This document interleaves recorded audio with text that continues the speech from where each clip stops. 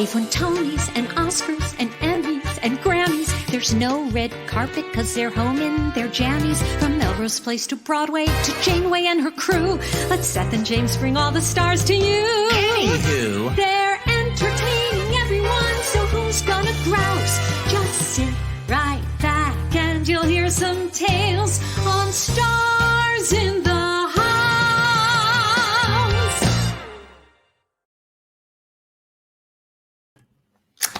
every show begins awkwardly, and our 200th is no... James and I constantly fight because he insists upon having the mic muted because he's panicked that we're going to be heard speaking, even though it specifically says when a video plays, the mic is muted. So every single show we argue about it, and then we always forget that it's muted. But we're here. It's our 200th episode. I'm Seth. This is James. It's Stars in the House. What the hell is Stars in the House, Well, James? hold on. Before we get started, well, Stars in the House is our daily live stream for the Actors Fund. We'll explain what the Actors Fund is in a minute for our new viewers. Yes. So it looks like we have a fake green screen behind us, like we're on Zoom with a green screen. We don't. So very appropriate. So we've had a lot of Wi-Fi issues. Yes, ma'am. And there was a big storm coming. We have a house. We live about an hour outside of New York City. Yes, ma'am. And we were like, this is too important of an episode. We cannot take a chance that our upload speed is going to be like nothing. And so we called a friend who has an apartment on Central Park West, very appropriately, only about 15 blocks from where, Seth? Said museum. That's right. Where a night was spent. Not That's the British right. Museum, the actual one that it's about. That's right. And Central Park is right here to my left. And so it's actually very appropriate. So thank you, Barbara. Thank you, Barbara. For letting us use your apartment and your amazing Ethernet. And thank you, Empire Szechuan, for delivering. That's right. As Ben Stiller said, I do not think you have Empire Szechuan where you live. No, we don't. I'm so glad to be back. Yes. But we have not eaten our Chinese food. That'll be our reward after this reward of a show. So Seth, explain what the heck this is for our new viewers. So for the people that are watching for the first time and they're like, where's Ben Stiller? Everybody settle down. He is coming. This is the charity live stream. We started doing this in March when Broadway shut down. James and I were like, oh my God, all the arts are done. TV, film, Broadway, no one's going to have any money. And we said we have to do something. So we started doing this show called Stars in the House that Brian Stokes Mitchell, the head of the Actors Fund, came up with the title. We started it twice a day, 2 p.m. and 8 p.m., not since vaudeville, 2 a day.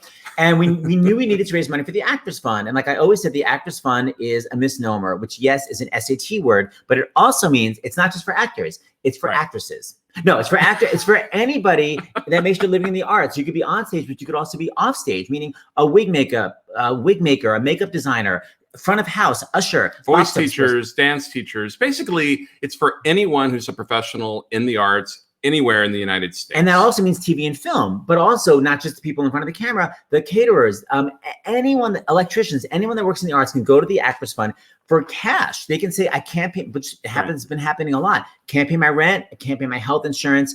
I can't pay groceries. Yeah. You can go to the Actors Fund for help. So actorsfund.org, if you actually need help, and believe me, I just spoke to a friend that's done a lot of Broadway shows with me that needs help. He's going to the Actors Fund. Actually, someone else emailed me today, a great pianist I know. There's no work. So you go to actorsfund.org if you need help. But if you can donate, please go to, you'll see it streaming, starsinthehouse.com. Once you donate there, you're going to get a receipt. Forward that receipt to donations@starsinthehouse.com. And then we're going to read your name. We're going to have one of the stars. One of the humans or one of the exhibits. We'll actually read your name and your donation in character.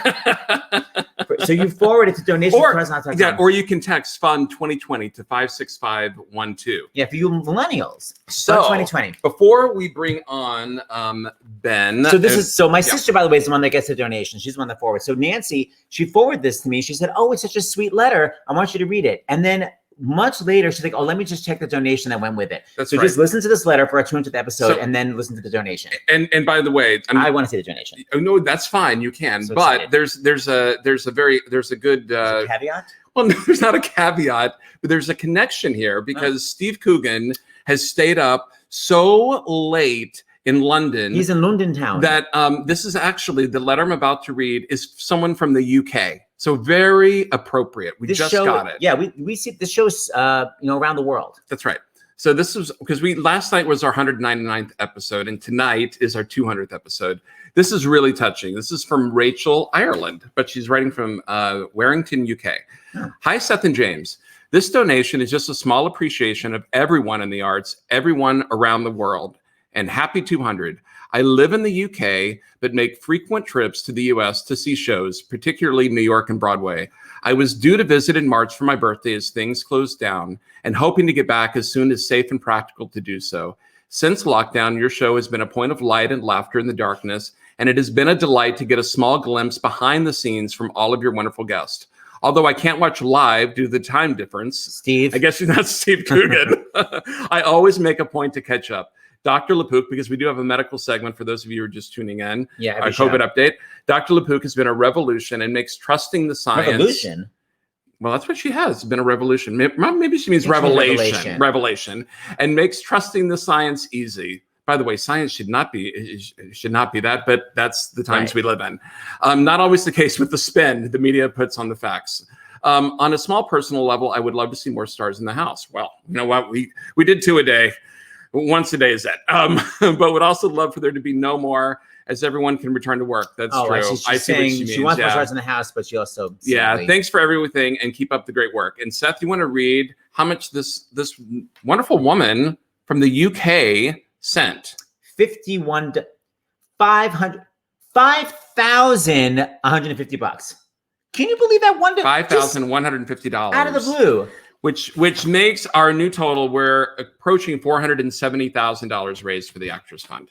So thank you, everyone. Thank you, man. And by the way, that's just from cash donations from people like you. Literally $5, $10, $15. No big corporate donations. So we're so appreciative that people are still donating this many months in, considering how much unemployment there is. That's right. And right before we bring on, we're going to do the show, by the way, in segments because we have so many great people here. So we're going to kind of segment it to, so we're going to bring on in just a second Ben Stiller and Sean Levy, the director, and then we're going to bring others on. But I forgot, Seth, Joe and Nan Benincasa are doing a match today. Who is Joe? You have to say. The president of the Actors Yes, Fund. he is the bigwig. Now, what are they doing? Oh, sorry.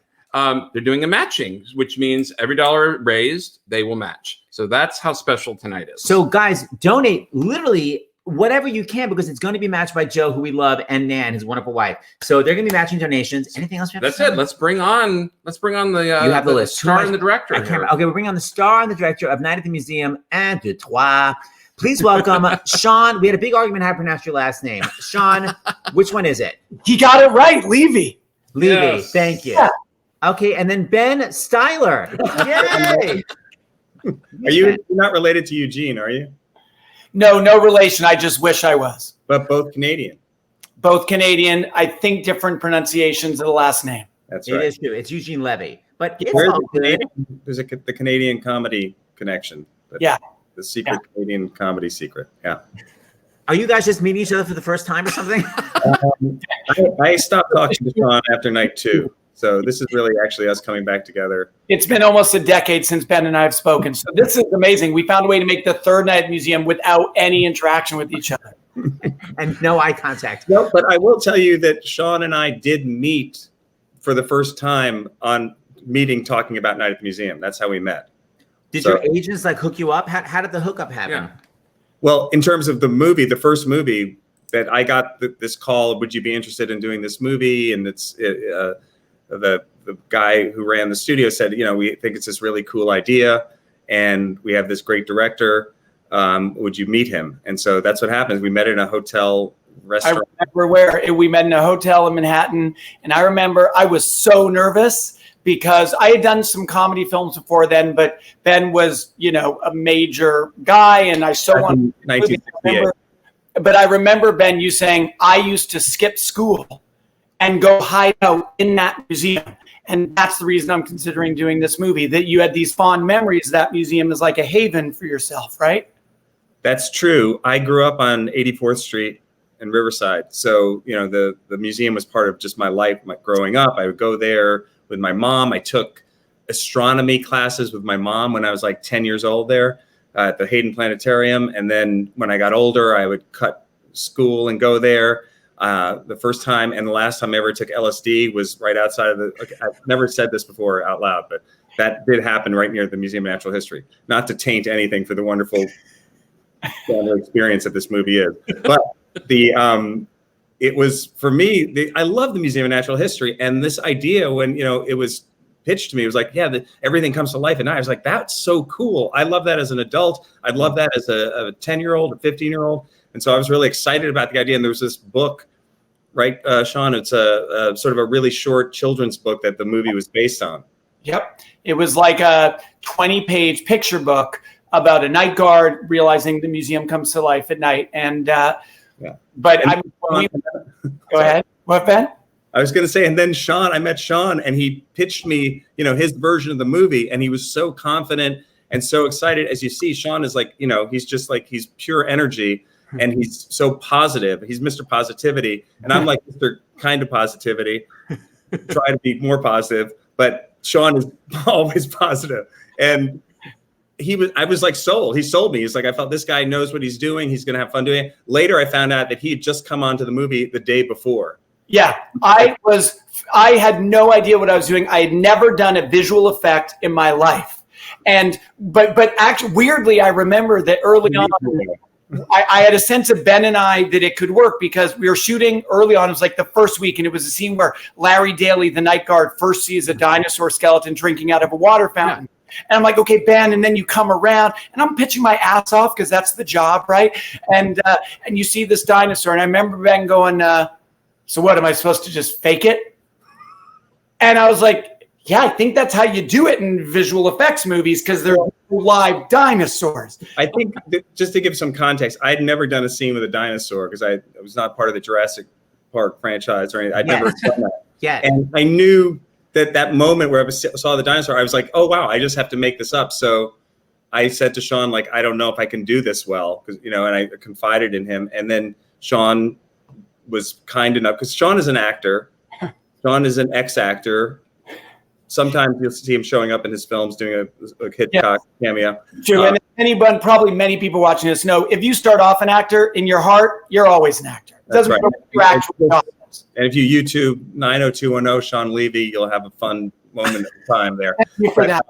Anyway, Sean got up on a ladder to be where the dinosaur was off camera, and he started doing this incredible, T-Rex thing that literally was just. I had like the short arm talons, and literally, so it's Ben at one end of the hall. I'm on a ladder going, rah!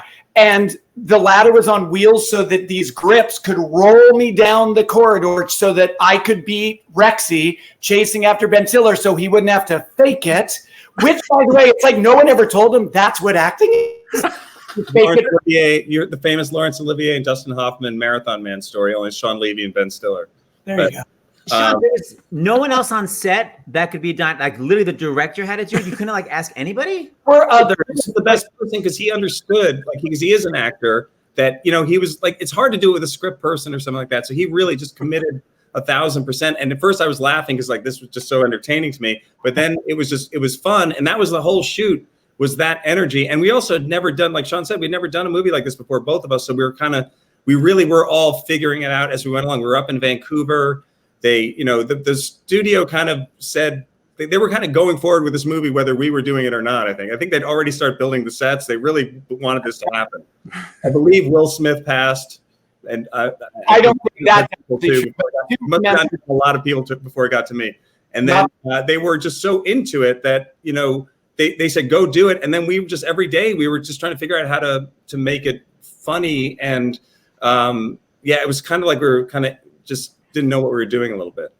But hold on, you talk about running away from that dinosaur. James and I were obsessed because I do the Peloton every day, but I've never seen more cardio strength than anybody. Yep. Were you really running that fast, Ben? Because that was literally crazy. Because we were like, did they speed it up? Dude, that's Ben. I swear to God, I want to see a Ben Stiller, Tom Cruise foot race because I think Stiller could take him. By the way, everyone take a gander. Look at this craziness. This is crazy. We got it. One time.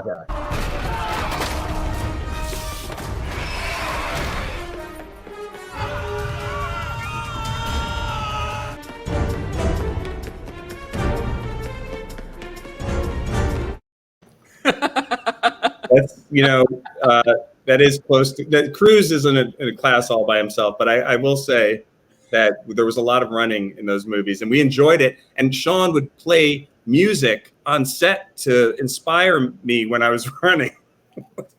Wait a minute. So wait, You had to pretend to be dinosaur, and you had to provide just a mini soundtrack. Why so much inspiration, Ben? Doesn't anyone just say, "Hey, run fast"? Yeah. You have to literally have a soundtrack.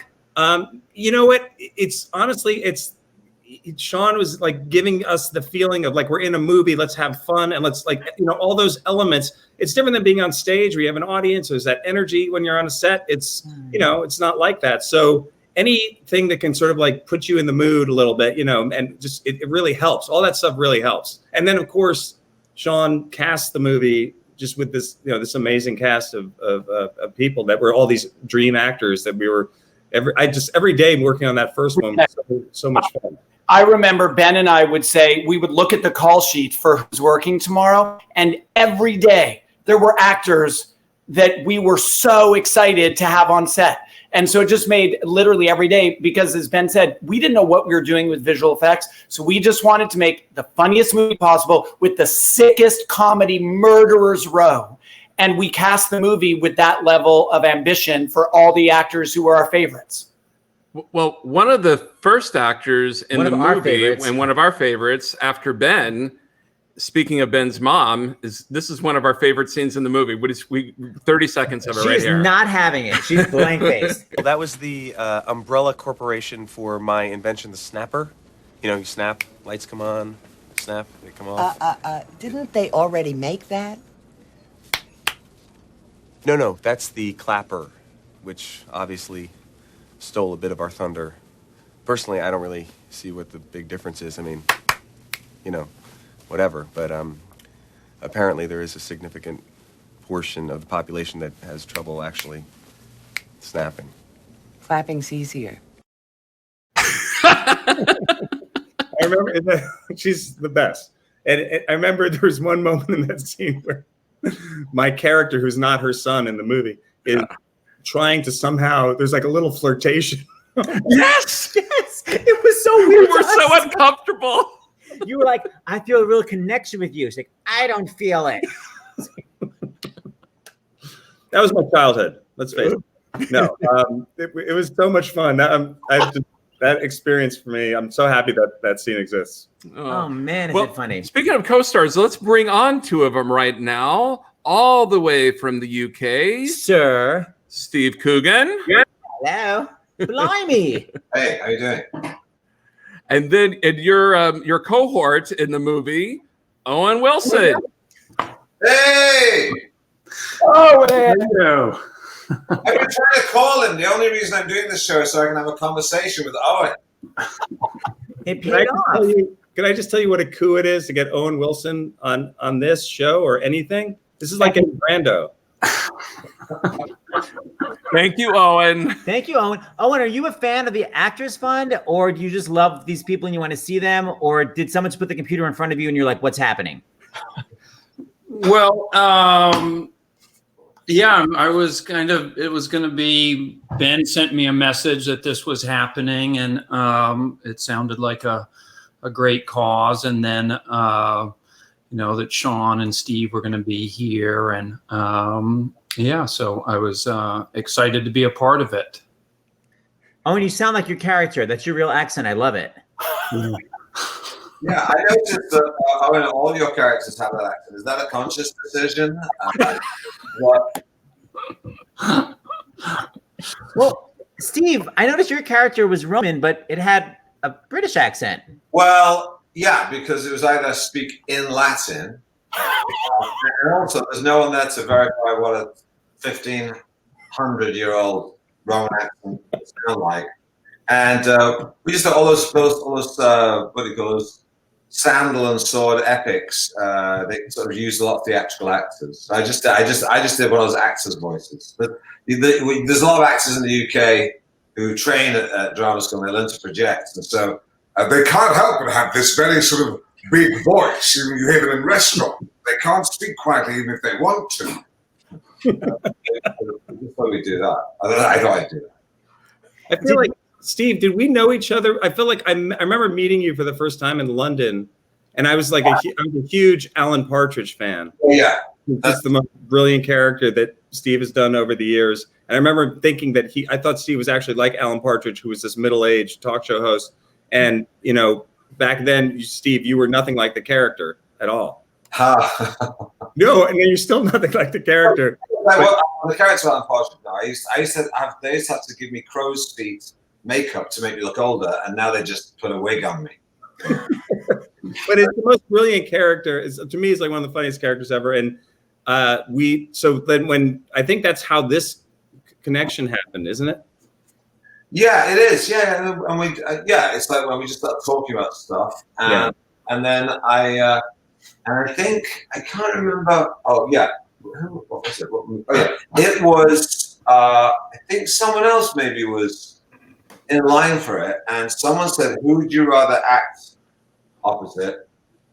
Person X, well, not name him, and or me?" And of course, person X was unavailable, so I got the gig. Little did we know, though, that Owen and Steve would have the strangest, greatest chemistry over, my God, like 9 years and 3 movies. Every couple of years, we would reunite in Vancouver. Also, in fairness, Steve and Owen had a sweet gig because they're little, so they would come in later in the shoot. And I feel like we shot an entire movie's worth of content in like 5 days by the time we got to the last one. Didn't we, guys? Because we figured out how to do that. I mean, that's what made it. It was so efficient that we would come in for a week and it was just Steve and me. We never saw Ben or really anyone. I mean, Ben and I had worked together so many times, we had sort of a shorthand at this point, which in this case was Ben just saying, "I'll see you later," as we came into Vancouver. But if all movies could kind of happen this quickly, and it was just kind of also a lot of the lines that we kind of came up with were stage directions. I felt like that Sean was shouting at us during it because we're kind of just reacting to, as Ben was saying, to, the imaginary dinosaur and all this. So, Sean is shouting to me, "Yes, that's the secret to Jedediah's impotent rage. He's firing blanks." And I hear this and I just start saying it like, "Now you know the secret to my impotent rage." It felt like William Hurt in broadcast news, where it was literally just kind of coming into my ear and then I just say it out. So a lot of the best lines, at least that I said, were just stuff that Sean was yelling at me for direction. Yeah, that's true. When you were doing that stuff, I was thinking he doesn't have any subtext. He's just saying it. He says his subtext. For the heart.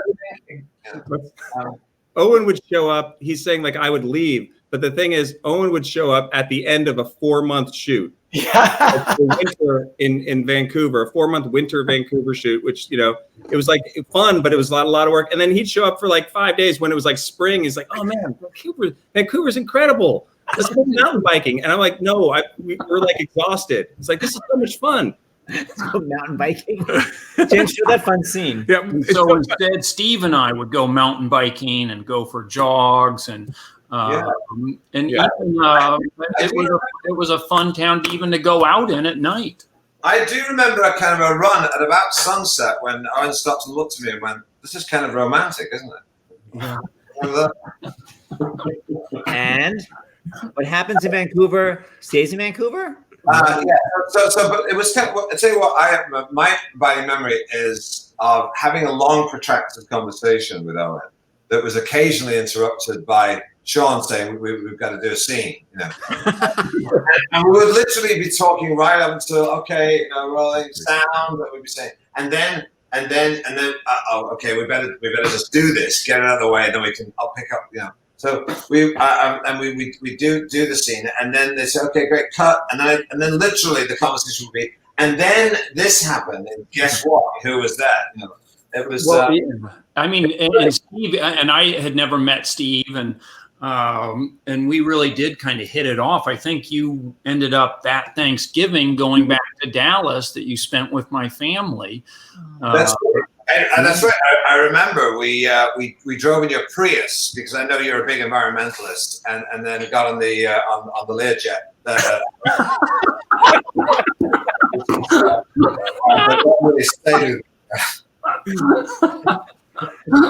Wait, Steve, what did you think of American Thanksgiving? Was it like your It was great. The word game. Owen's parents were really they were smart people, and that's not I'm a British person making any judgments about Americans. I would never do that.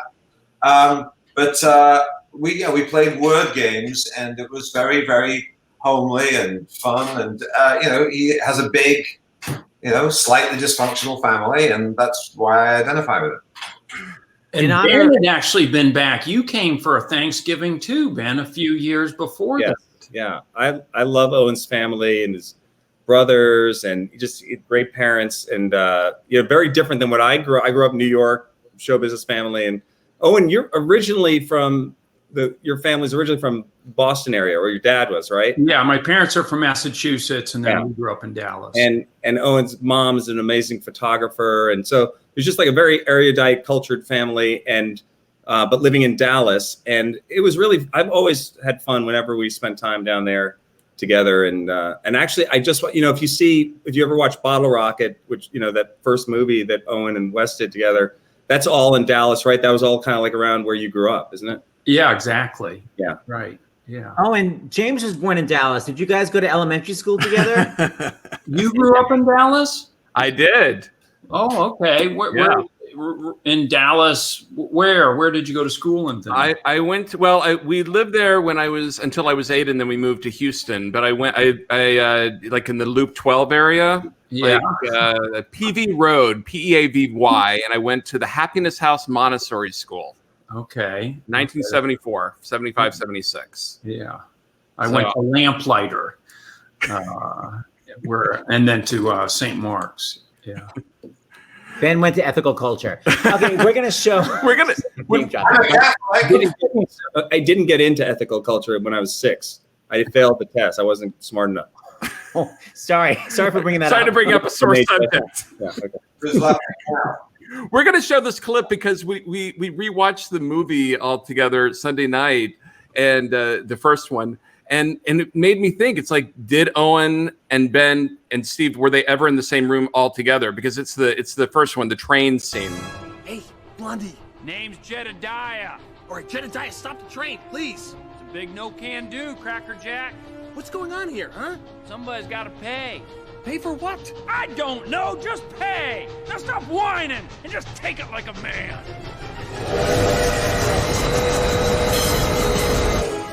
Seriously, stop the train. All right, stop the train. Thank you. Now full speed ahead and ram him. Split his head like a watermelon. Oh, ow. He's such a weird character, Jedediah. He's really strange. Yeah. In his head. Strange movie. Like literally, I'm watching that scene going like, that was a hit? I'm watching it wondering why, Steve and I didn't get like kind of a, Hobbs and Shaw kind of franchise. Yeah. But I do remember we worked together that first one, like when I'm holding you guys up, because I remember I was holding up these toothpicks. That's right. Yeah. You showed up. Acting with the toothpick, but Owen and I had worked together a lot, so that wasn't such a surprise. But the actual experience of doing like lines with Owen off camera, I remember you were like crouching down by the camera 1 or 2 times. On the first one, they were in the same room for 1 day. On the first one, and a lot of the stuff about Gigantor and don't call me small, it hurts my feelings, all of that stuff, that was definitely the result of some, and weirdly Steve calling Ben Mary. I still don't understand that choice. Quit your whining, Mary. Anyway, I don't know what that means still, but on the first one we had some real improv going, but then after a day of it I realized, oh, you know what, I'll just have Ben do his scenes with me. I'll try and channel Owen and Steve, and then Ben leaves. Owen and Steve come in. I channel Ben, and they improv off of me, and then I put it all together in the edit. Wait, Steve, I thought I imagined you calling him Mary. I was like, I must have misheard that. You literally called him Mary? Yeah. I don't know where that came from, but it seemed appropriate. Yeah. Still in some ways. We had the little Gigantor scene where you wind up kissing his ass. I love it. Okay. You have my word, my liege. Yeah, no problemo, Gigantor. My name's Larry. first of all, okay? Jed? So I call you Jed, I don't call you Tiny, right? What's that supposed to mean? Hey, Teeny, how does that sound? I don't like it. It hurts my feelings.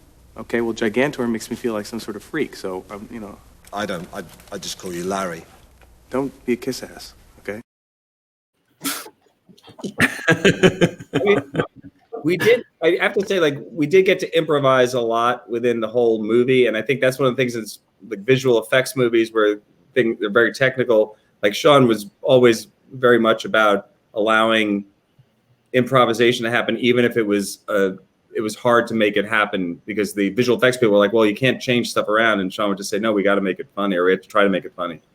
I remember the way these things normally work is you'd shoot the storyboards. So we had planned for 5 months the scene where like the dinosaur runs past Ben. And I remember week 1, Ben goes, well, what if as he's running by, his tail hits me and he flips me upside down on stairs. And then I'm like, down the stairs. And I look over at like 30 visual effects people on their laptops. There was no plan for that. I mean, no plan for that. And I remember that moment where I looked at Ben, who had pitched a funny idea, and I looked at all the guys and the whole team that had planned for a different idea, and I was like, okay, we're going to do the funny idea. And then we just would figure it out. Every day we would figure out the funniest, best idea possible. That was kind of the North Star rule on these movies. Did the studio ever say, you got to cut? Like, we don't have the money anymore. Stop with the stupid ideas. We can't. There is an honest answer to that question that I can give. But here's what I'm literally on live internet, so I don't know. I don't think I've ever done a movie where they didn't say that to me. Yes, this is true. But can I tell you the great advantage of working with Ben Stiller is that everybody knows Ben is looking. And I remember Owen saying this about Ben. You're working with a guy who's always trying to make it as excellent as possible. And that's like a bulletproof vest. That's like your armor in the face of the money, in the face of the schedule. We're trying to do something as great as possible, something that in your dream world will be talked about 15 years later. And here we are. And I credit a lot of that to Ben's standards and the way it informed how I do my job then and how I've done my job ever since because of Ben. We should start talking to each other again. I feel like rapprochement. We should show this one. Thanks, Sean. That's nice of you. Thank you. We should do it through official channels. That's the only thing. You know? Owen and Steve, I know you guys skipped the winter in Vancouver, but there is that one scene where the snow is like blowing all on you. That was, I guess, all fake when you guys are outdoors in the van. Oh yeah. Is that the I won't quit you? Yes. Yeah. Yeah. I like the fact that I love about their friendship is this. It's obviously there's there's a slight, very subtle homoerotic subtle. I was being subtle. Ask him what he was doing. I don't know.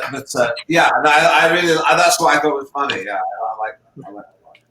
It's very sweet. Here, let's take a gander at it. Okay.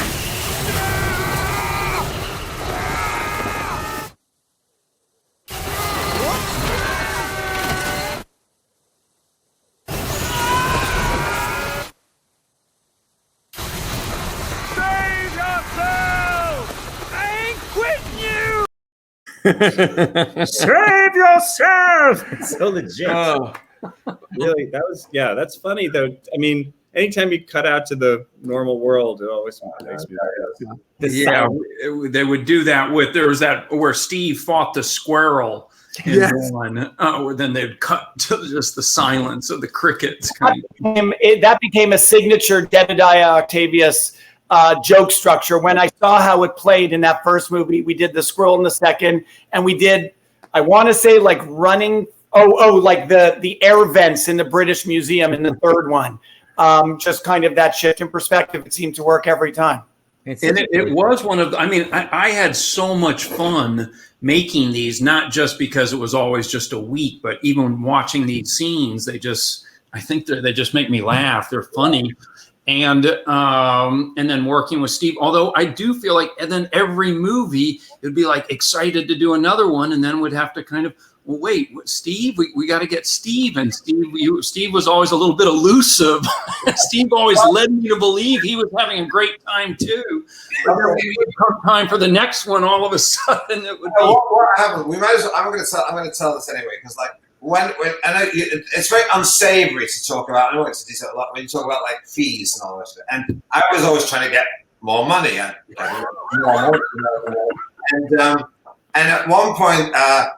It was nearly there, but it was a little short as far as I was concerned. And I said, "Look, I think I'm worth this." And Owen and Ben very kindly said, "You know what? Whatever the difference is, we'll make it up." And I was like, "Wow, that is so generous of those guys." And I just said, "Thanks. You're that. Of course. How can I? And Owen said he was hoping he would shame. You want to pay? That's fine. And so that's how that ended. I think he figured that he'd win the money back off of you, playing. Or maybe he'd shame me into giving it back to him, but that didn't happen. Were they paying you in pounds or euros, Steve? Well, do you know what?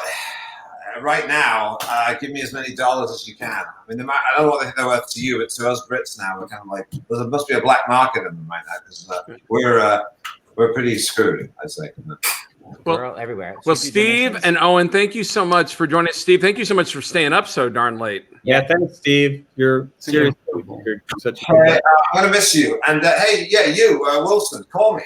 Okay. Good to see you, Owen. Okay. Take a good look at me. Bye, Owen. Bye, Owen. Thank you. Seth, did you send Ben, Ben, some donations before we go to Dr. LaPook? Can you check your email, Ben? I sent you a list of donations to read. So everybody, all these donations are going to the Actors Fund, which we were saying at the beginning of the show, helps everybody in the entertainment field, no matter what they do, small, big, across the country, for health insurance, groceries, anything. And these are just some of the donations. Right. Okay. Heather and Eugene from New York City, $41. We've been watching since the first episode and dedicate this to Seth, James, and Dr. LaPook for their dedication and love. Gene, $206. Seth and James, in honor of your 200th show, which continually brings light, laughter, and camaraderie during this pandemic darkness. Janice from Illinois, $100. Seth, James, Dr. LaPook, Julie, and all, congratulations on reaching 200 episodes. Thank you so much for all you do to bring entertainment, music, joy, and honest information into our lives and to support and save the arts during these tough times. Charisse from Maryland, $51 in honor of Seth and James, who have not only been a lifeline, but a shining light. Much love to all involved in this gift of a show. Donna from Hawaii, $200 in honor of your 200th show and the number of Stars in the House episodes I've watched so far. Wow. My hunker down date was March 16th too. Seth and James, mahalo for everything you do. That's awesome. Miguel from New York, $51 in honor of Carla Gugino, who repeatedly blesses New York audiences with her stage season after season. And Cheryl from Pennsylvania, $77. Can't believe it's been 200 shows. I'm so glad to have spent these past 6 months with all of you. Love Dr. LaPook. Thank you for everything you've done and continue to do. Oh, that's so nice. Oh, that Thanks, was Ben. so nice. And my daughter and son just donated $250. They just emailed me too. Oh my gosh, that's so nice. They're big Night at the Museum fans. Oh, wow. That's so funny. All right, so Sean and Ben, you take a break while we take a medical break, and we'll see you back in a few minutes. And we'll see Carl and everybody else. That's right. That's right. Everyone else Wait, coming Dr. on. LaPook, he sent us a photo. We were doing a political fundraiser. We didn't even get to respond. Look at this man. Dr. John LaPook. Hi, guys. Sorry, I didn't have time to change. I just finished doing a colonoscopy, and I came right here. No, I wanted to show some respect. Little RESPECT. Oh my God! And I'm wearing a T-shirt. Well, and the thing is, we're right down the street from each other. I know. This is Park West out there. Our first time to do the show on the Upper West Side together. And Barbara's watching, by the way. Hi, Barbara. Hi, Barbara. Dr. LaPook, you've been with us since the very, very beginning. There's always some new update. We did a montage last night of updates. That was cool. What's the latest, man? What's happening? You know, there's a lot going on politically right now, I'm going to give you two bright spots for the 200th. Okay, we all know the stuff that's not going right. You know that the Oxford trial, the Oxford AstraZeneca vaccine trial was held. It was put on hold because there was a side effect, and they have to investigate that. And a lot of people were very upset about that.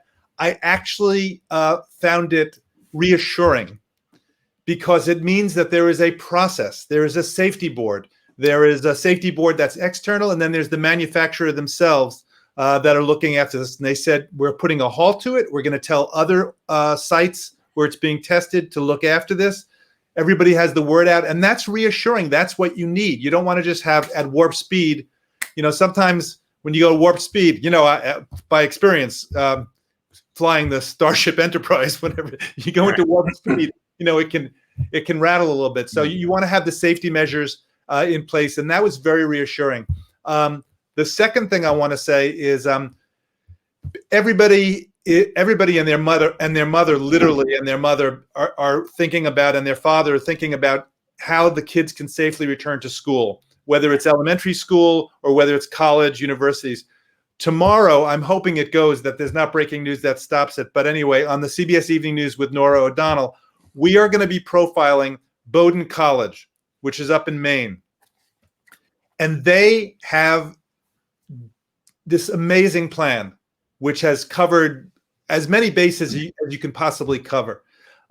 They've had the carefulness with the social distancing or physical distancing and the masks. They have only the freshmen or first years coming at first, and they're all tested every 2 days for 14 days. Wait, please talk about that for a second, because I really think people have to understand this. People keep thinking I'm negative, therefore I can't spread it. So talk about why it has to be every 2 days. Okay, so especially coming into school where you have people coming from all over the place, right?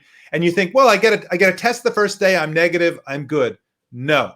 So this is, we've repeated it a few times, but it bears repeating. It's the single biggest, by far, misconception of the pandemic, to the extent that this explanation I'm about to say, I have it on a macro on my iPhone. I go CCC for coronavirus, and off it comes. So here's the thing. Incubation period is 2 to 14 days. That means you can get infected today, and anytime after day 2, day 3, day 4, day 5, you can start shedding the virus and be infectious after you're infected. So I'm infected today. I'm not yet infectious. So I get a test, say, on day 3. It's negative. I go, I'm good to go, and I can visit my grandmother the next day. No, hashtag don't kill grandma, because the next day you could turn positive, or the day after, or the day after, or the day after, up until day 14, okay? So you can't have a false security. You could be tested every day, every 2 days, but if I was infected today, I could become infectious day 8, 9, 10. And the thing that we found, the reason for the math, is that about 50% of the time the infections happen before anybody has any symptoms. And about 40-50% of the time you don't have any symptoms, or you may be pre-symptomatic. That's why you have the masks. People say, why do we change that advice? Well, once we found that out, you can't rely on somebody having symptoms to say, well, then wear the mask. That's why we're having this universal wearing the mask, or wearing the mask in a lot of scenarios. So bottom line is, if you follow all these, try to be outside as much as possible, physical distancing, wear the mask, ventilation. So that's become a big thing. And Tony Fauci came out publicly in a Harvard symposium yesterday or the day before and said he was, they kind of had it wrong for a long time until the aerosol scientists talked to him. And I was actually on that phone call when they did that, when Kim Prather and another aerosol scientist approached him and explained it to him. And that's what you want from a scientist, somebody to say, oh, okay, that's the science. I didn't quite have that all. Thank you very much. I'm now going to change what I say. And I think that's the bottom line. It's the last thing I'll say, because I know you want to get back to the stars. But the difference between a scientist and a public health official and, say, somebody who is more of a politician is the scientist is just looking at the facts. We are very comfortable as a physician. I'm very comfortable with uncertainty, because I know that I can never be certain of anything. The only thing that's certain about this virus is that it's unpredictable. That's the only thing that's predictable. So we find out something today. We're going to now say, tomorrow I'm going to change what I'm going to say. That's okay. We don't have to have a bet down. We don't have to have a dog in the fight. We're dealing with the facts, and that breeds confidence. And it comes down to the very first thing that was said to me on March 8th. We did a 60 Minutes, the very first one about COVID.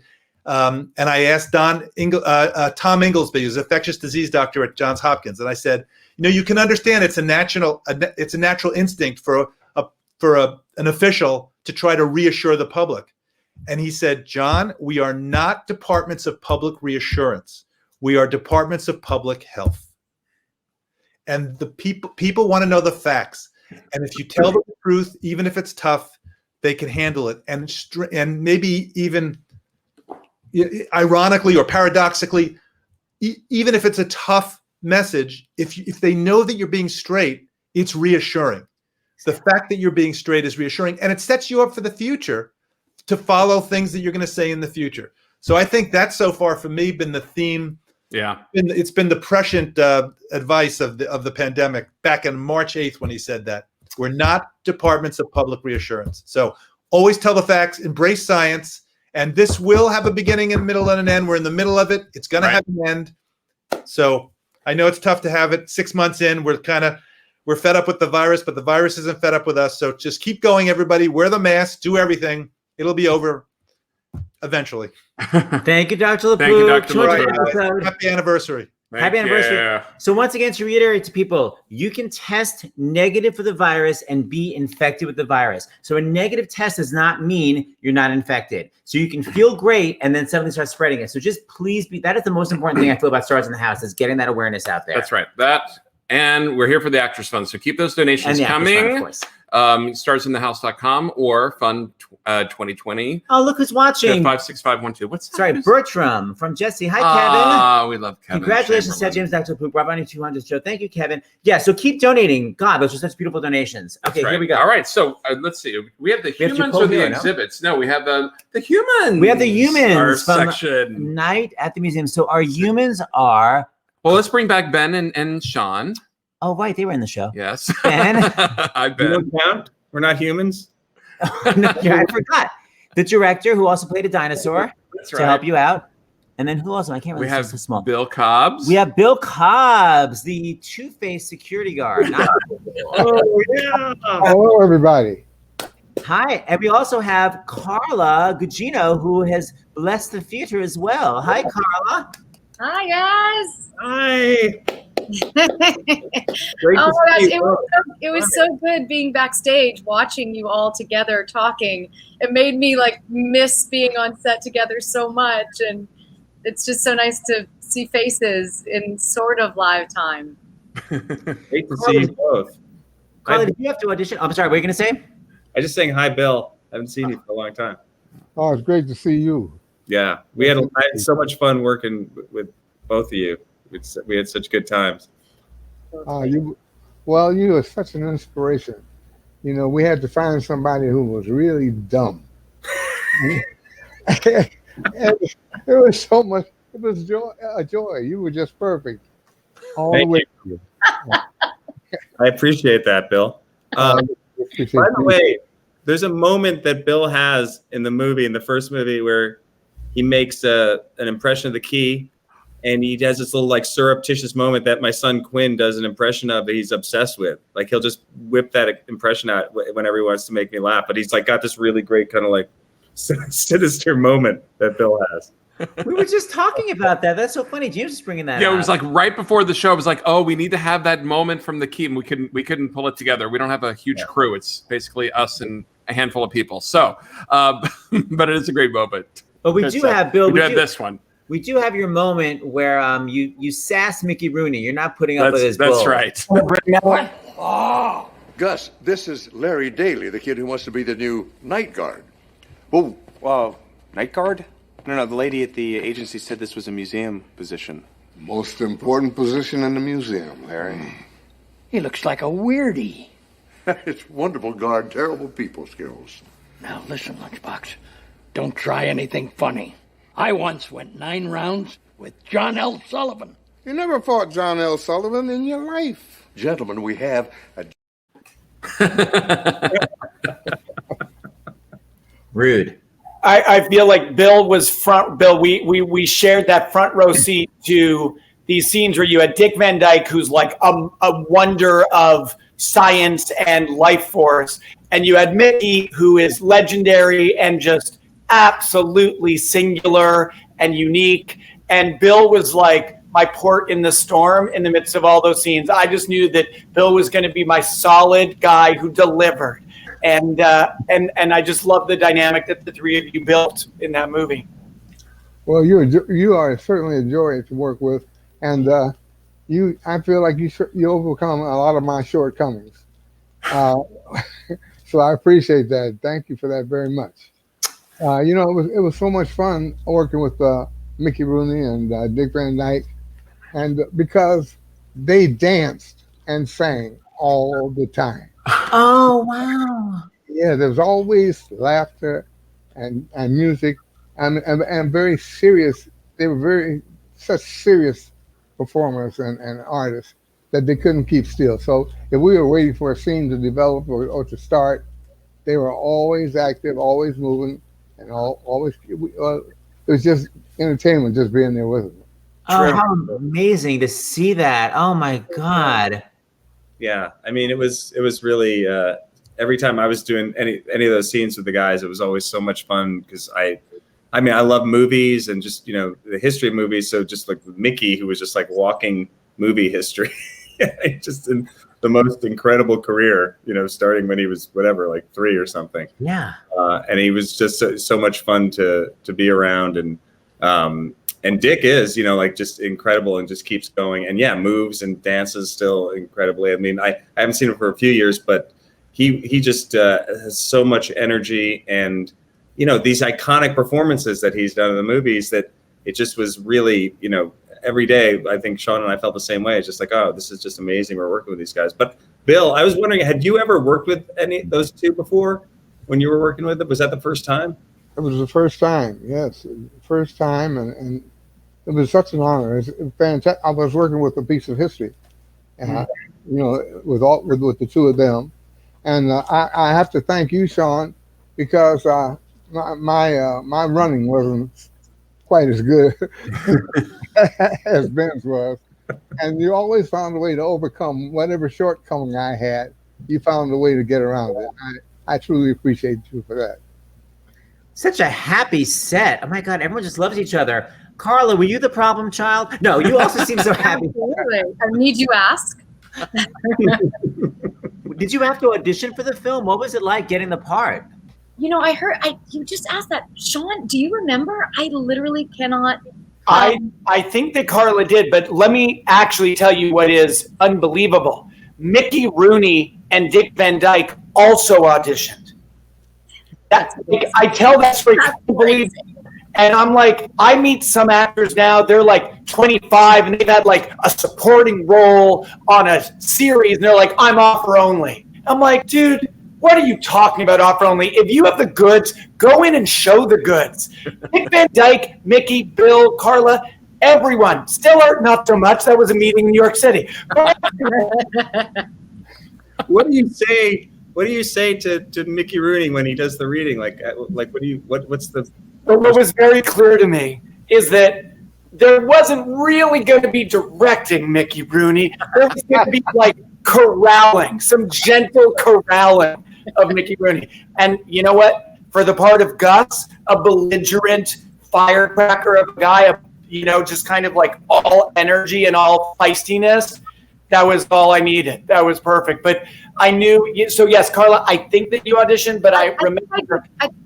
What's weird is that because Ben and I met first. Remember when I had auditioned for Cable Guy years before? Right, that's right. Yeah.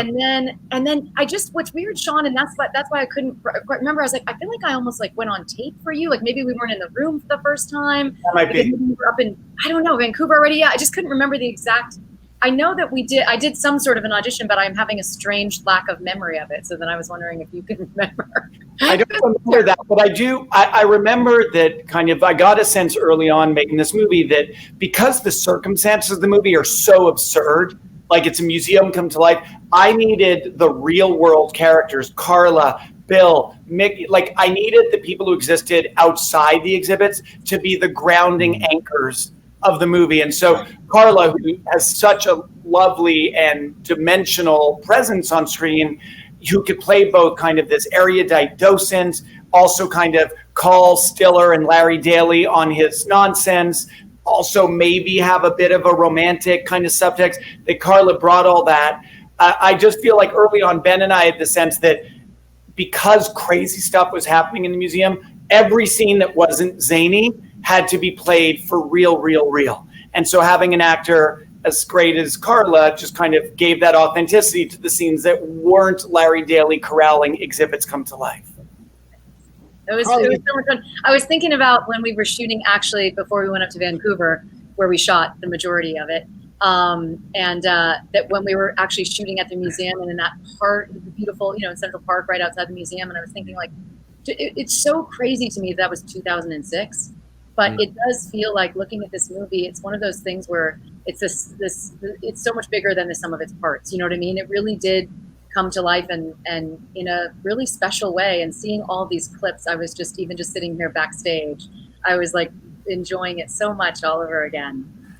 For me, we realized when we were watching it again on Sunday that the movie came out literally the week that I met Seth. So it came out Christmas 2006, right? And we met December 26th. So I had taken Julie to see the movie. It was our daughter. It was the last movie because I adopted Julie before I met Seth, and it was the last movie I saw without Seth. Because I kept going, I was like, why didn't I see this with you guys? Anyway, basically, somehow this movie brought us together. That's how I'm universally. But it made me think, though, because it's one of Julie's favorite movies, and as a dad to take her to it, and now she's going to be 20 in 2 weeks. It's like, Carla, what does it feel like to be part of a movie that had such a huge impact on young people? On our child. Like on our child, and I know like countless others.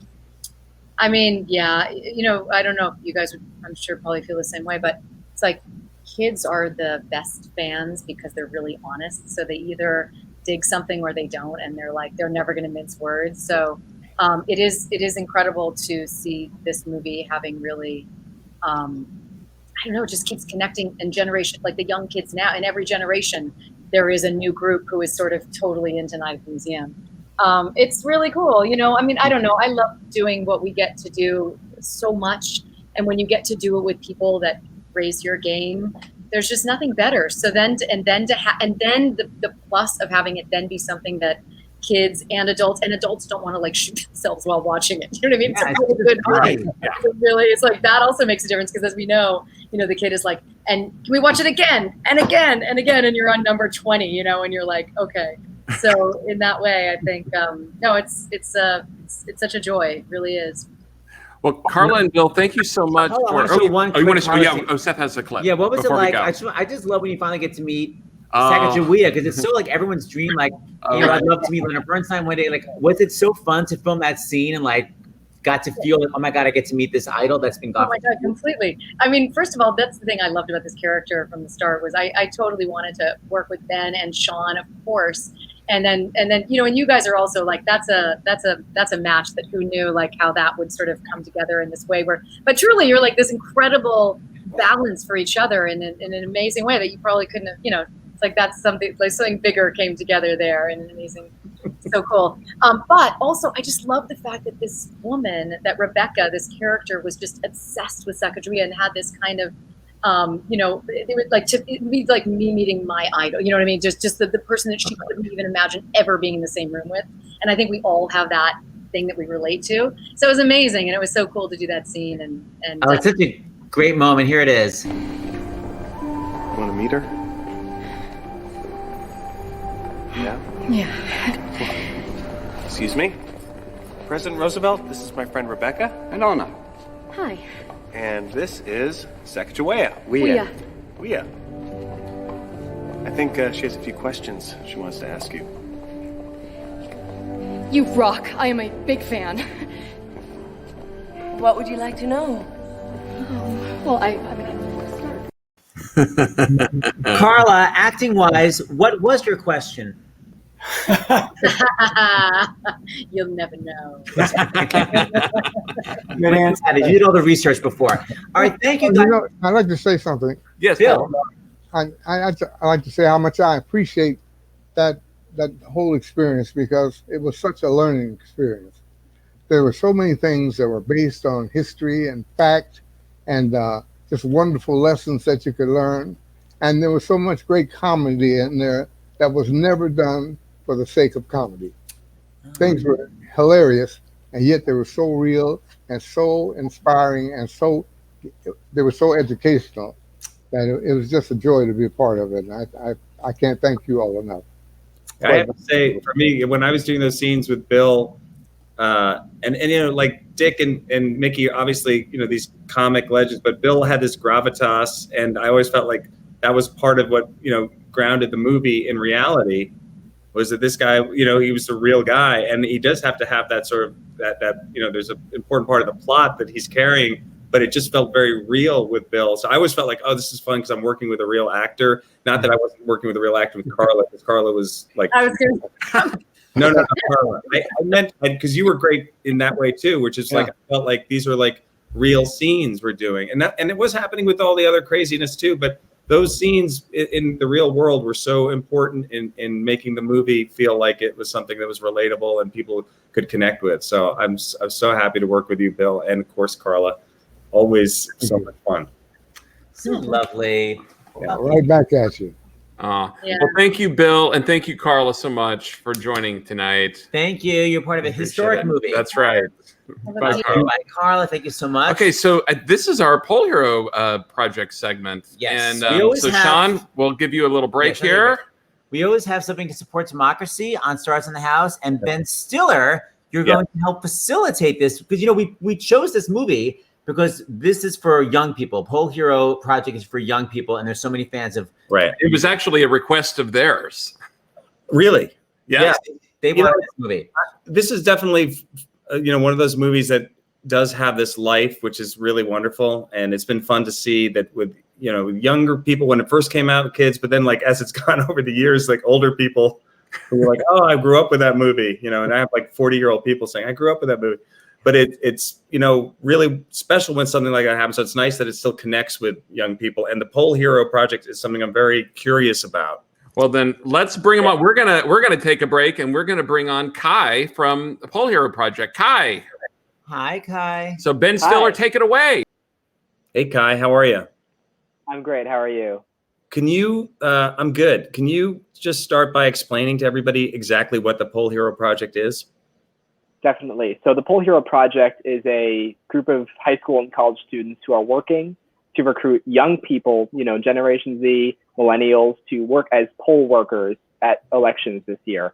Basically, because of coronavirus, the older people who generally work the polls are, you know, at much higher risk. So therefore, we realized that we have to step up and take their place. We have to work the polls this year. Yeah, that's something that I wasn't even really aware of, but the fact that there's actually a concern in terms of like having enough people there to actually be there and working at the polls. Isn't that right? Yeah, it's not something that comes to mind at first. It's not a problem you would immediately recognize, both, you know, as something that needs to happen as something that's we have a shortage of, something that is a problem that needs solving. But it really is super important this year. Even with vote by mail, there's still going to be millions and millions of people who are voting in person.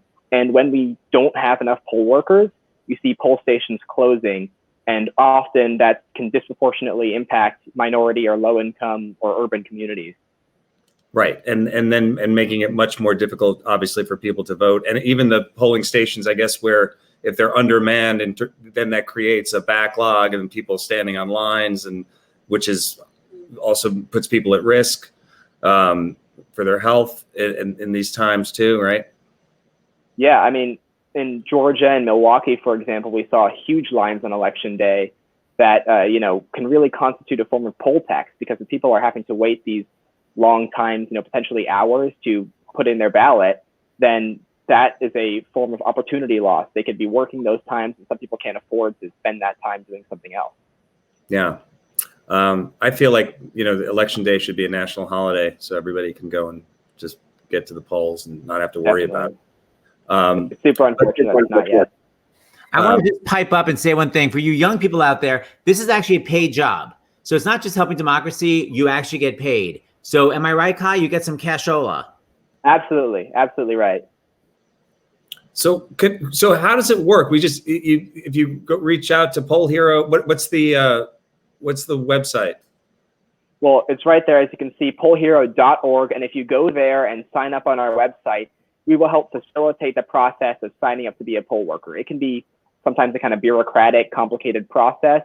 And we basically just serve as a helping hand throughout that. We can answer any questions, put you in contact with your election officials, do anything else that we need to get you out there for election day. That's so great. Are you the person who thought this up? Well, it was actually a group of us, including me. We have about 9 co-founders, a group of Princeton students, Denver East High School students, and a UChicago Booth School of Business graduate who have all worked together to create this project. We were actually originally working on vote by mail and trying to get some funding and protections for that. But once that kind of reached its end point, we had done all we can for that. We realized that this was another huge problem we had been hearing about from election officials in cities like Philadelphia, and decided that this is something that we both could and needed to address. I think that's so great that that level of engagement is so important right now. I think, especially in these times when there's so much going on in our country and the world. And I think sometimes it can be overwhelming for people. And to really know that you can make a difference and go out and do something that's going to help have your vote count and have your voice heard and facilitate that and be able to do something to be part of the solution, I think is wonderful. So that's great that you're doing it. Thank you. Thank you. Yeah. It's something I've been hearing a lot from a lot of young people where they're, either voting for the first time or maybe they're 16, 17 and can't actually vote yet, but can still work the polls. This has been something that's really meaningful for them to still engage with the electoral process, even if they're, either just starting or not even able to vote yet. Yeah. And for your generation too, coming up in, this current climate, the last, few years, I think, the democratic process has never been as much in question, really, or been so at the forefront in terms of really, having to stand up for it and to follow through and really be a part of it. I think, for me and my generation growing up, even though there were, different eras of, times when there was, quote unquote crises going on in the country, it never has ever felt like this. And I think for growing up and knowing I have kids who are your age and a little younger, that, this is something that we never experienced growing up. And this level of engagement is so important. So I think it's great you're doing it. Yeah, this is definitely a time where we need to protect our democratic institutions. So we're doing everything we can. It's so great. And don't forget, kids, you can make money. I got to just keep reiterating that because that's a really big deal. You can make money doing it. That's right. And I just heard today, you're up to like 15,000 poll workers signed up, right? Yeah, we passed that benchmark a couple of days ago, actually. I think we're around 17,000 right now. That's amazing. That is so great. But you need a lot more. Thank you, Kai. We'll have someone tomorrow from the amazing poll. I'm going to put up the banner one more time. Thank you again. How fabulous. Here is the banner. So everyone knows where to go. It's amazing. It's amazing. And it's so important right now. It's really important right now that people get out and vote and that they feel that there's a path towards being able to go and vote, especially in those areas where they're most affected by it, in the lower income areas. Absolutely. 100%. So we're gonna bring on Sean for a minute before we bring out Mizuo and Patrick, because I don't think I even told you that. Hi, Sean. Hi. We got this really cool video. Woke up this morning and basically this is the video that we got in our inbox. Hey gang, I am pretty bummed to be missing out on all the fun I know you're having reminiscing about our nights at the museum. I often think about how special it was to be shooting at the British Museum at night. What a magical time, especially being able to work with the great Robin Williams, who encouraged us to make the most of it. And I remember him pulling us aside and saying, how often do you get to be alone with the Rosetta Stone? That was a really special time. Miss you guys, and thank you to the Poll Hero Project and everyone working so hard to get out the vote. It is so important that we vote in this election. Please do. All right? Have fun, and good night. I love him. I love it. I mean, it's insane. It's so amazing. That's Oscar winner Rami Malek. And when we cast him as Akhman Ra, I don't think he had ever done an acting job. I mean, he was brand new. And I mean, he was new to all of it. He'd never really been on a set. He'd definitely never done comedy. And so I'm sure Ben feels the same way. Like, to see the actor that he's bloomed into, I feel like parental pride, seeing how his career has flourished so amazingly. Yeah, Rami is a very, very talented actor, but an amazing person as well. Just an amazing heart. And I think that's the theme we're feeling, like, with everybody, the connection on this movie. But Rami, especially, just I've felt over the years, just there's a real, just an amazing sweetness and, just openness that he has, and it comes through in his work too.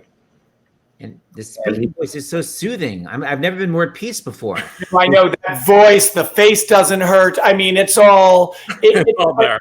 It's all there. But can I just share this thought? Because I remember I was there at the British Museum when Robin said that. What he also said as they stood at the Rosetta Stone waiting for action is he kind of wandered over to me, and Robin goes, "Look what we get to do. Mm-hmm. Look what we get to do." And I think of that often, and especially since we're here and we're all donating to this fund, all of us who get to work in a creative storytelling media, on stage, on screen, look what we get to do. And a lot of us aren't able to do it for these last 6 months, and it hurts, and it's put many in hardship. But what a privilege to get to spend your life doing something you adore. And I think of Robin's words often, and I never take for granted, I don't think any of us should, that we get to pursue creative passion as our jobs, as our real lives. I just think it's an amazing privilege. I agree. And now I feel guilty for all the complaining I've done over the last 20 years. Okay. I'm literally mortified. Okay, let's bring on the exhibits, as we say. So first we have Sacagawea, not Sacagawea, Mizuo. Hello. Hi, guys. Want to join the party? What's going on? And scary Attila, right? There he is. Patrick out. Hi, Patrick. Patrick. Don't hurt me. You recognize us without our elaborate costumes? Totally.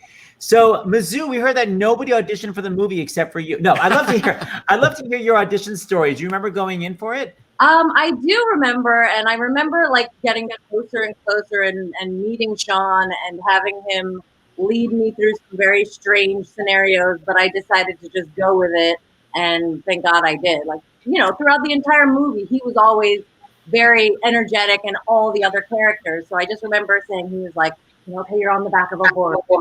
Okay, but the doctors were coming after you, and just had to go with it, even though it was so, like he said, absurd, but so good.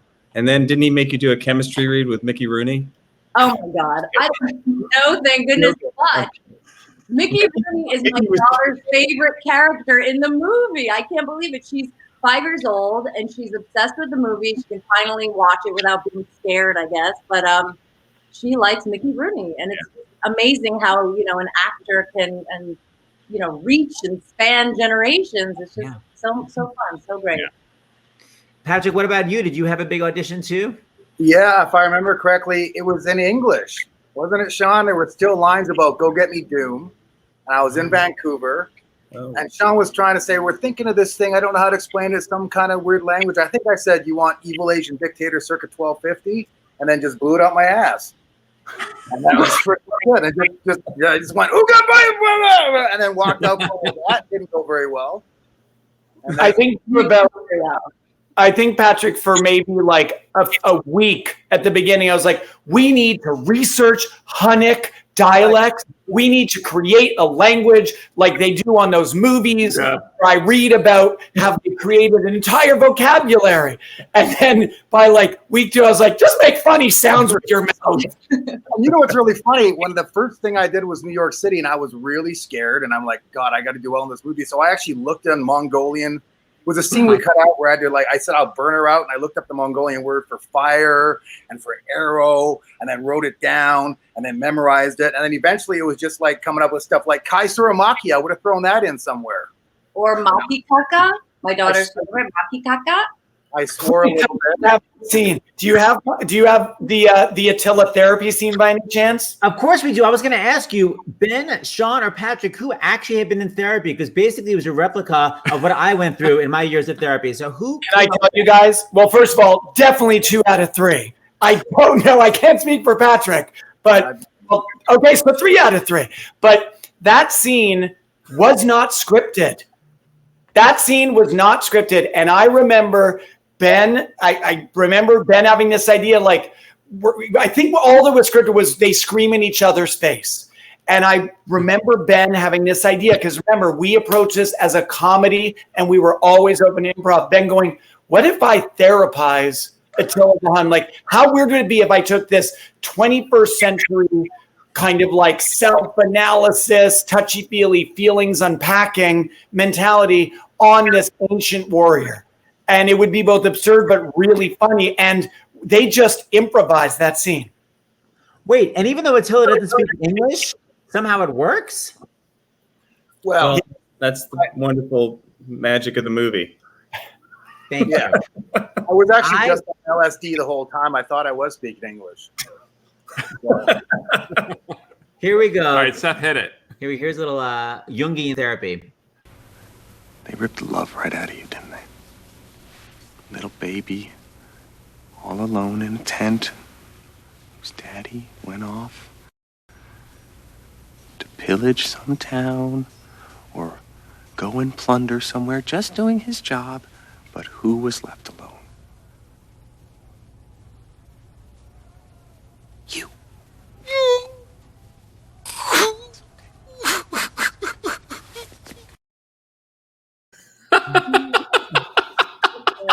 He has I got down, he got underneath and got to the real stuff.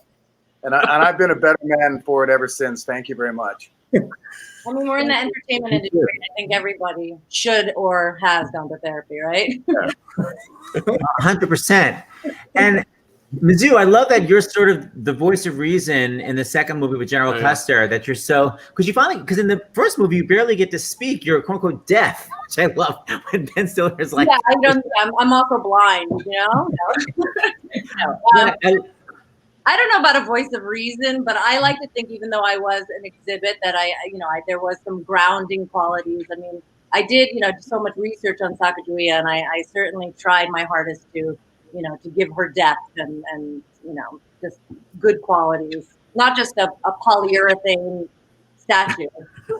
Well, you're definitely the voice of reason with General Custer. And P.S., were those names written in the script, or was that just him riffing? That was also improv. I mean, that was the amazing thing about all these great actors and comedians, is that they were always coming up with things. And for me, it was just like to not break the scene by cracking up all the time. I mean, that was part of my grounding, was like, don't mess it up, like stay serious. I mean, the fact that Sacagawea then turned into literally Cinco de Mayo, it was such an amazing. That is the genius of Bill Hader. That is the genius of Bill Hader. Well, here you are as the voice of reason. Yeah, here you go, Seth. Play it. What do you think? You. That is not my name. Sagadamia. No. Second a box. No. Cinco de Mayo. I know you are a famous general. That's all right. I'm a person just like you. But won't yelling attack alert the enemy that we are about to attack?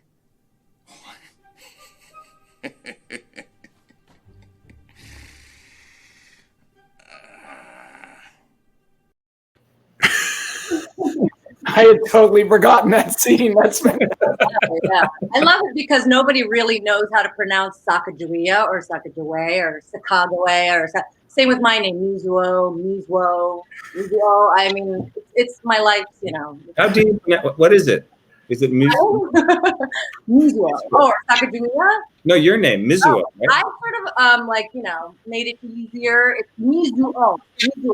Like Mizuo. Mizuo. It's a glottal stop a little hard, So I sort of made it Mizuo. I always said Mizuo, but I feel like that wasn't right. Yeah, no, it's just. But you were nice and didn't correct me. I have many variations, I suppose. I say it out loud to myself sometimes. My middle name is Tamara. That's also hard. Tamara. I mean, just forget it. What is the etymology of the name Mizuo?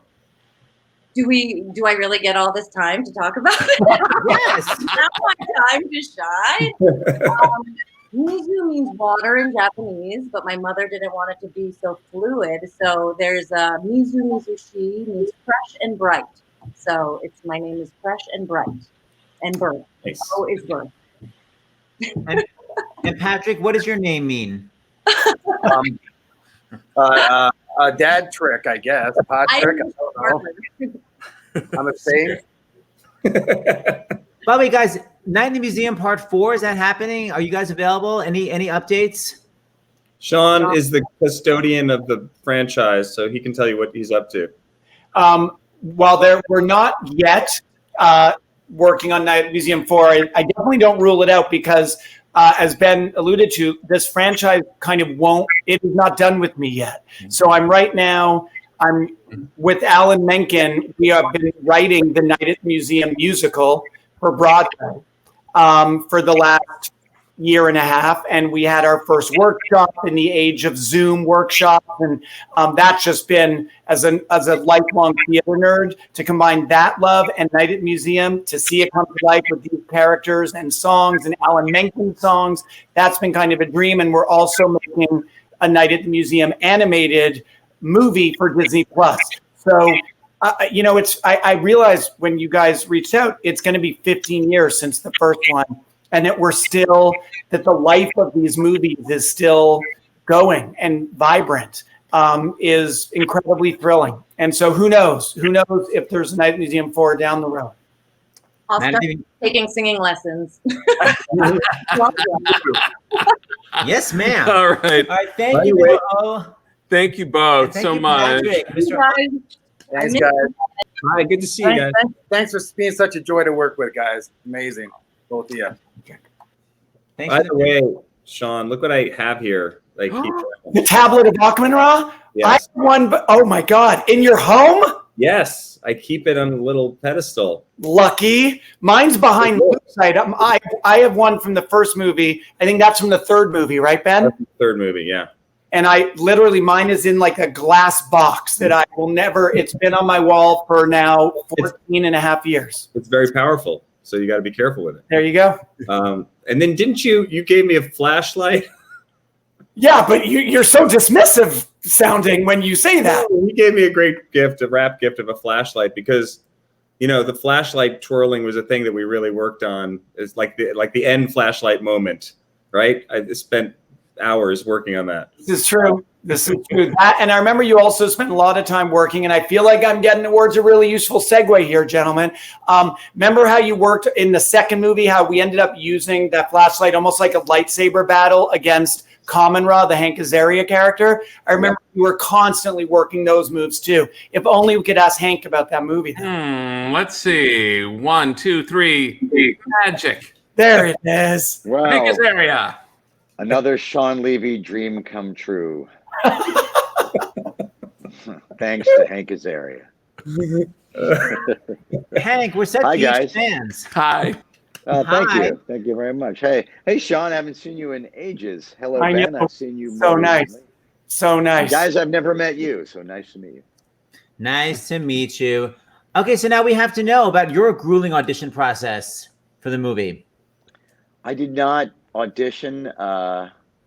They just at some point offered me the role. Although we did do, remember guys, we were like trying to find the right voice for the character. And so Hank definitely got the straight offer on this one. But I remember then the fun of it and the challenge was because Hank can do 9,000 accents and voices, we were kind of overwhelmed with possibility And I remember, Hank, that you developed a number of them, and we actually, I think, put them on film and tested them, and somehow ended up with this baffling, lispy British Pharaoh accent that doesn't make any sense, except it made us laugh so much.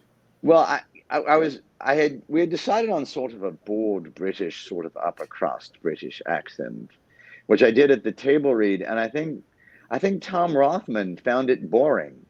And a studio executive found it boring and just suggested, can we like do something fun, more fun than that? And then at the makeup and wardrobe test, I worked up a bunch of different choices. And really, as a joke, it's a Boris Karloff impression. It's just Boris Karloff, really, a bad Boris Karloff, who was the original Mummy. And I did it as a joke, and Ben, much like he's doing now, chuckled. And he said, you should do that. I'm like, I'm just kidding. We can't really do that. He's like, why not? And then Sean was like, yeah, that's hilarious. Do that. I was like, all right, it's your movie. Okay. And so I'm really glad we did that, though. I really enjoy. I mean, I love Boris Karloff and love that movie. Me too. I'm a big Boris Karloff fan too. Yeah, he was an amazing guy. I'm glad I'm glad it worked. I was really happy with the way that came out. It was like silly but scary at the same time. If you haven't heard the accent, I'll just show a little scene. Oh, yeah. I just did it. am Ka Moon Ra, the great king of the great kings, and from the darkest depths of ancient history, I have come back to life. Uh-huh.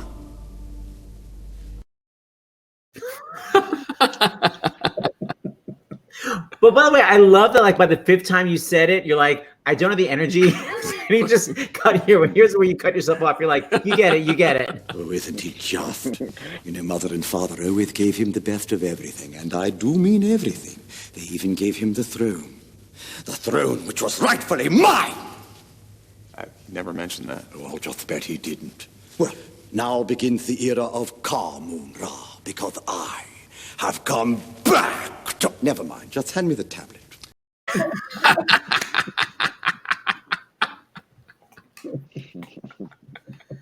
So effing funny. And by the way, nice guns, Hank. How many push-ups before each scene? I was working out a lot back then. Yeah. And I think I had gained a bunch of weight before that, and Sean said, can you drop a little weight? And which, thank God he did, so that I actually had an excuse to get a little healthier. And then really hit the gym. Figured I'd be showing off the guns, and didn't want to like wear the midriff like Rami did, because I was still a little overweight. So I figured I'd make up for it with big biceps. There seemed to be so much improv on the film. I mean, Ben, we'll talk about that scene you have with Jonah about Brandon. Like Brandon, yeah. Well, what doesn't he say it's called Brandon? Rundin. I remember that was, I know it was a question directed to Ben, so forgive me. But what I do remember is that scene taught me how to shoot a later Hank and Ben scene, because when Jonah and Ben did that scene, it was half a page. It became 9 pages of improv, and I shot Jonah's close-ups first, and he was just like a machine gun of improv. And I was writing down all his good lines so we could remember them when we shot Ben's side. And it was a clinic. So later in that shoot, when there was the scene where Hank has the tablet and he's telling Ben, don't cross that line. By then I learned, if you have a couple of Jedis at improv, you set up both directions at the same time, so you capture it when it comes out fresh and organically. And that's how we ended up with so many great scenes between Ben and Hank. I was wondering how you got both angles. I was thinking, if it was improv, how did you know? Okay, this is the Jonah scene. We only have some of it, but it's so effing funny. All right, last time I checked, I thought we lived in a free country, so. No, we don't. No? It's the United States of don't touch that thing right in front of you. I'm allowed to look at it here, okay? You see what happens when you touch it. Oh, so you're threatening me. You're threatening me, Brandon? It's Brandon. Excuse me? Brandon. Brandon. Brandon. Brandon. Is what they run out of use on your nameplate maker? I don't know. Did they run out of jokes at the interesting joke store that you shop at? It says looks like Brandon. But... I'm not here to be your speech therapist. It's Brandon.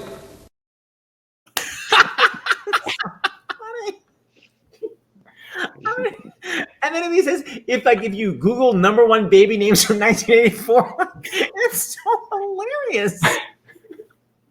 Yeah. Yeah.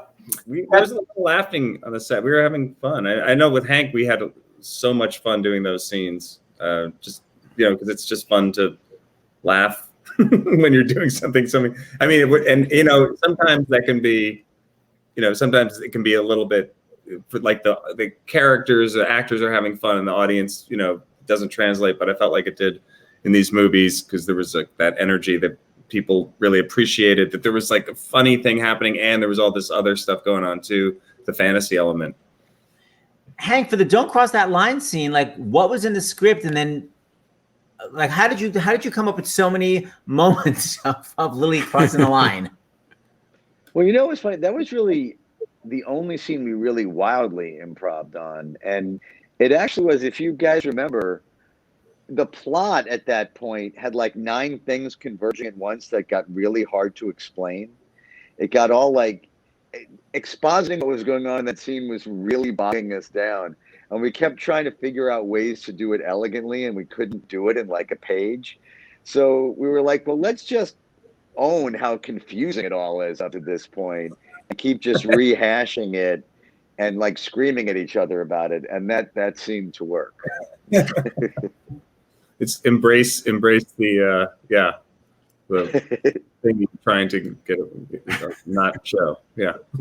I just love I love that you're from thousands of years ago, but you're also so contemporary. Yes. You're like, I don't believe this. Like, it's just so weirdly current as you're arguing with him about it. You're so not. I love the mix of contemporary and old.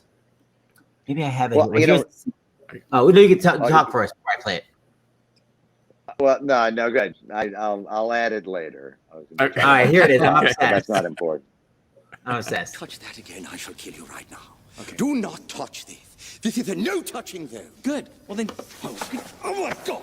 I can't believe you reached across like that again. I can't even believe it. Honestly. Oh God, I want to kill you right. If you didn't know this combination, you'd be so dead right now. It would be unbelievable. Great, but I do know the combination. Don't cross this line with your hand. No. How dare you? If you speak again, I'm going to kill you. Do you understand?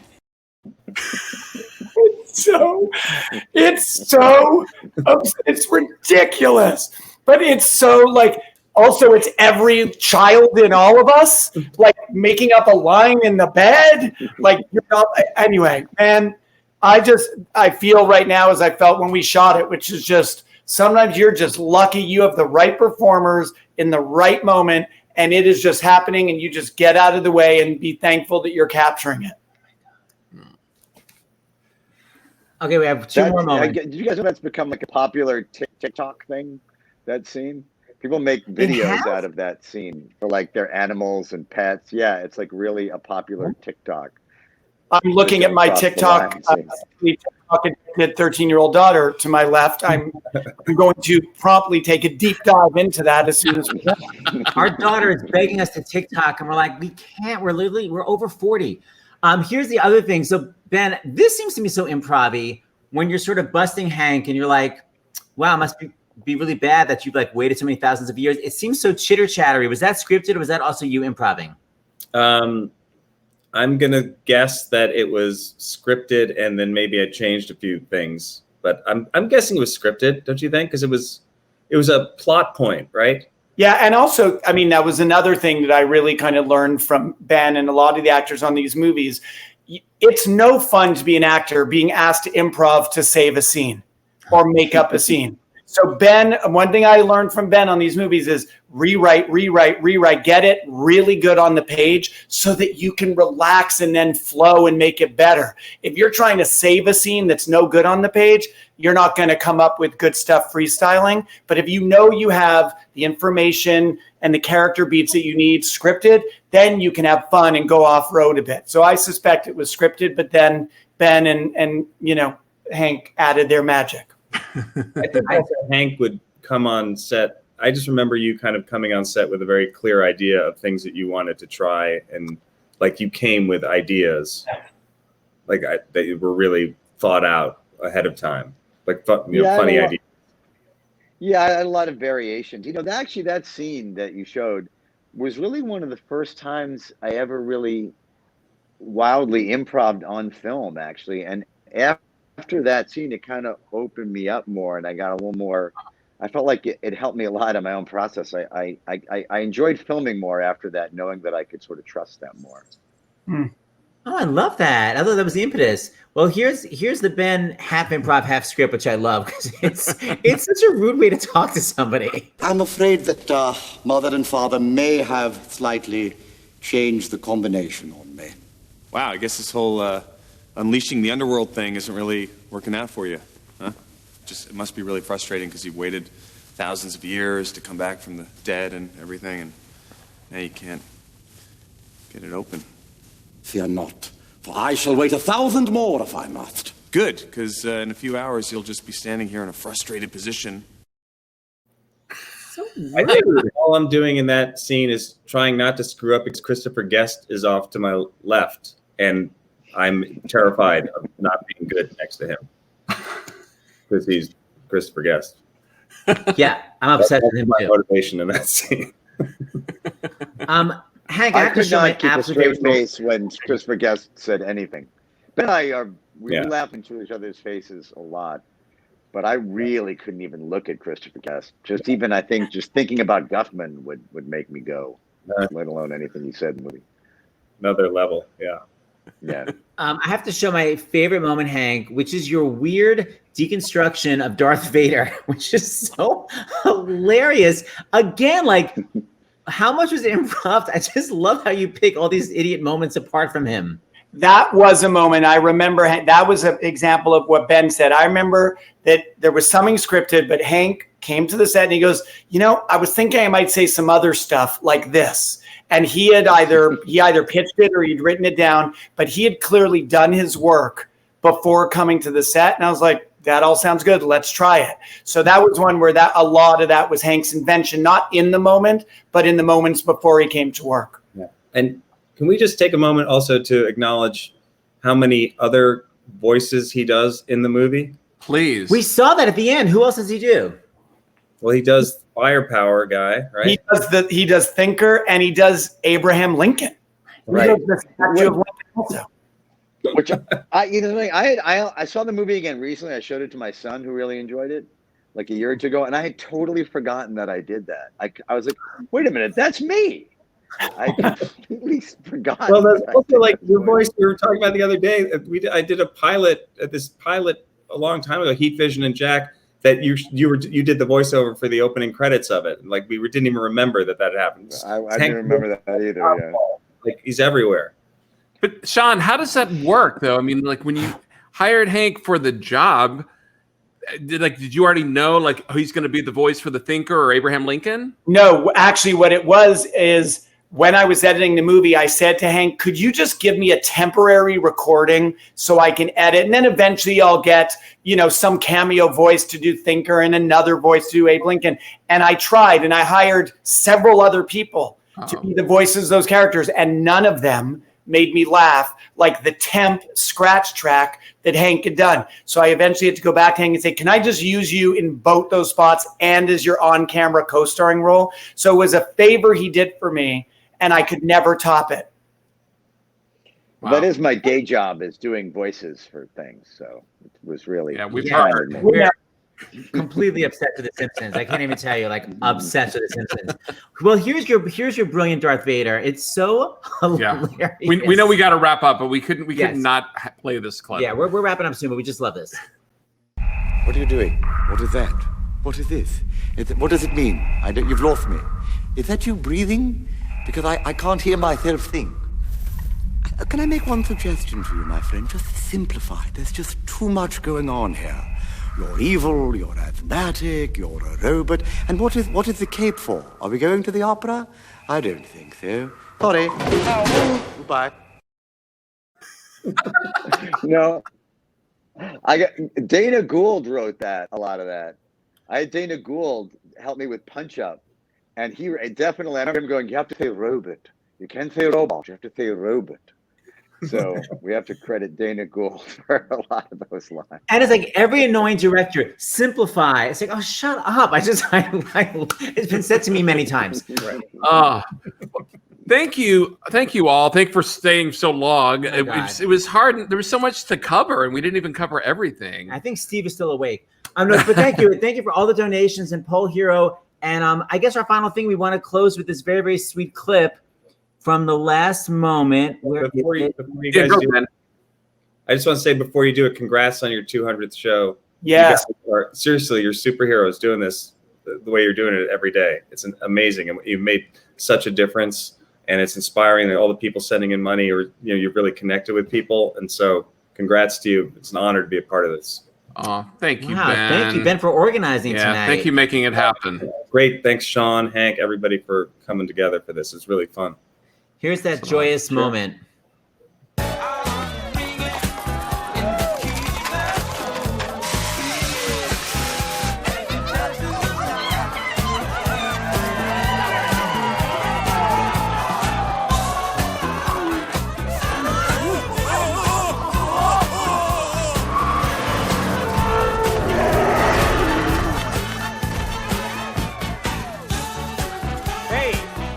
Getting late. You ready to go home? No. So sweet. That's Sean great. Maybe made me smile and laugh like that. That's him off camera. Always off camera doing something. That's it, right? That's James? it. Thank you, guys. It was such a pleasure. Thank you, guys. Thank you. Thanks, everyone. We're going to roll our closing care. credits. Bye, everyone. All right. Bye, guys. Bye-bye. I wish we had closing theme music, but we don't. We're not at home. You don't have your piano. Yeah, normally I play something. That's right. So I will sing the theme. A night hath thought. No, we don't have one. Thanks, everyone, for donating. We're sorry we didn't read all the donations. We're going to read more tomorrow. That's We ran out of time, but thank you, everybody, for donating and supporting the Actors Fund. Absolutely. And happy 200. Tomorrow, Mamma Mia. Yeah, tomorrow, a reunion of the ladies of Mamma Mia, which opened right after 9/11. It was the first musical to open after 9/11. That's why we're showing it tomorrow on September 11th. Thank you again, everyone, for watching.